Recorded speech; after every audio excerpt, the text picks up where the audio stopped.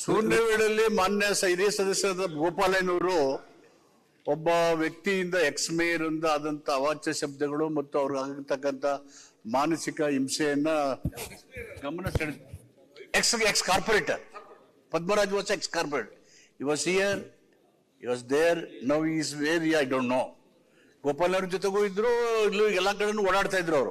ಅಲ್ವಾ ಗೋಪಾಲಯ್ಯ ಪದ್ಮರಾಜ್ ಅವರು ನನಗೂ ಗೊತ್ತಿದೆ, ಅದನ್ನ ಹೇಳ್ದೆ. ಇಲ್ಲೂ ಇದ್ರು ಅಲ್ಲೂ ಇದ್ರು ಅಂತ ಹೇಳ್ತಾ ಇದ್ದೀನಿ, ನಾನೇ ಹೇಳ್ದೆ ಅದನ್ನ.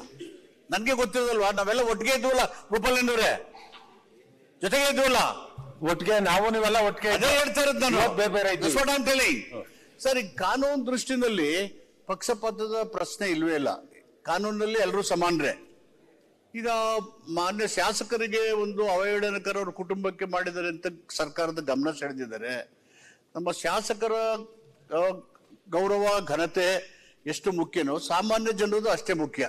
ಸರ್ಕಾರ ಕಾನೂನು ವಿಷಯದಲ್ಲಿ ತಾರತಮ್ಯ ಮಾಡದೆ, ಪಕ್ಷಪಾತ ಮಾಡದೆ, ಕಾನೂನಾತ್ಮಕವಾಗಿ ನಿರ್ದಾಕ್ಷಿಣ್ಯವಾದಂತ ಕ್ರಮವನ್ನು ಕೈಗೊಳ್ತೇವೆ. ಅದನ್ನ ಮಾನ್ಯ ಸದಸ್ಯರಿಗೆ ಹೇಳಲಿಕ್ಕೆ ಬಯಸ್ತೀನಿ. ಈಗ ಇದು ಸದನ ಬಹಳ ಗಂಭೀರವಾಗಿ ನಾವು ತಗೊಳ್ಬೇಕಾಗ್ತದೆ. ಯಾಕಂದ್ರೆ ಒಂದು ಶಾಸಕರ ಮೇಲೆ ಈ ರೀತಿ ಅವರು ಫೋನ್ ಮಾಡಿ ಅದಕ್ಕೂ ಸತತ ಒಂದು ಅಲ್ಲ 2-3 ಜನರಿಗೆ ಇದು ಬೆದರಿಕೆ ಆಗ್ತದೆ ಅಂತ ಹೇಳಿದ್ರೆ ಅವ್ರಿಗೆ ಏನೋ ಒಂದು ಎಕ್ಸ್ಟ್ರಾ ಧೈರ್ಯ ಇರಬೇಕು.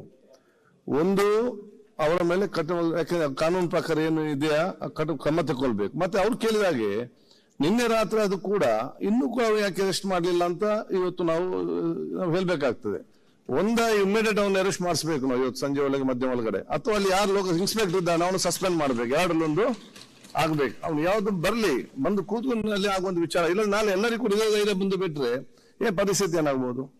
So we have to be ತಾವು ಗವರ್ಮೆಂಟ್ ಆಗಿ ಬಹಳ ಸ್ಟ್ರಿಕ್ಟ್ ಒಂದು ಮೆಸೇಜ್ ಕೊಡ್ಬೇಕು ಇವತ್ತು. ಆಯ್ತಲ್ಲ, ಯಾವುದೇ ಆಂಟಿ ರೌಡಿ ಎಲ್ಲಾ ವಿಷಯನ ತಂದು ಗೃಹ ಇಲಾಖೆಯ ಅವರ ಹೇಳಿದಂತ ನಡವಳಿಕೆಗಳ ಎಲ್ಲಾ ಮಾಹಿತಿಗಳನ್ನ ಸಂಗ್ರಹ ಮಾಡಿ ಕಾನೂನಾತ್ಮಕವಾಗಿ ಕಠಿಣವಾಗಿ ತೆಗೆದುಬಹುದಂತ ಕ್ರಮಗಳನ್ನು ಖಂಡಿತವಾಗಿ ಸರ್ಕಾರ ತಗೊಳ್ಳುತ್ತೆ. ಸ್ಪೀಕರ್ ಅವರು ಬಹಳ ಒಂದು ಒಳ್ಳೆ ಮಾತಾಡಿದ್ದಾರೆ. ಇಲ್ಲಿ ಮೆನ್ಷನ್ ಆಗಿದೆ ರಾತ್ರಿ ನಡೆ, ಇವತ್ತು ಸಂಜೆ ಒಳಗಡೆ ಅವನನ್ನ ಅರೆಸ್ಟ್ ಮಾಡಬೇಕು, ಇಲ್ಲದೇ ಇನ್ಸ್ಪೆಕ್ಟರ್ ಸಸ್ಪೆಂಡ್ ಮಾಡಬೇಕು. ಇಬ್ರು ಒಂದೇ ಇರಕ್ ಸಾಧ್ಯ ಇಲ್ಲ. ಒಂದ್ ಮಾಡಿ. ಸನ್ಮಾನ್ಯ ದರ್ಶನ್ ಪುಟ್ಟನೆ, ಸನ್ಮಾನ್ಯ ಸಭಾಧ್ಯಕ್ಷ, ಬೆಂಗಳೂರಿನಲ್ಲಿ ನಡೀತಾ ಇರ್ತಕ್ಕಂಥ ಟ್ರಿಬ್ಯುನಲ್ ಭಾಷೆ ಮುಚ್ಚಿದ್ರೆ ಇವೆಲ್ಲ ಸರಿ ಹೋಗುತ್ತೆ.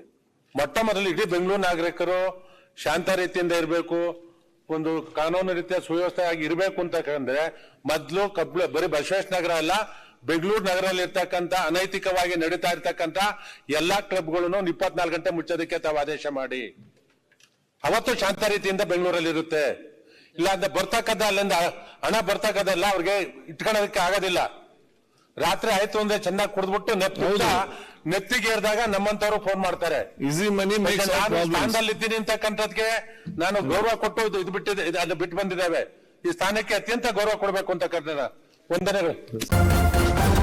ನ್ಯೂಸ್ ಫಸ್ಟ್, ನಿರ್ಭೀತಿಯಿಂದ ನಿಮ್ಮ ಪರವಾಗಿ.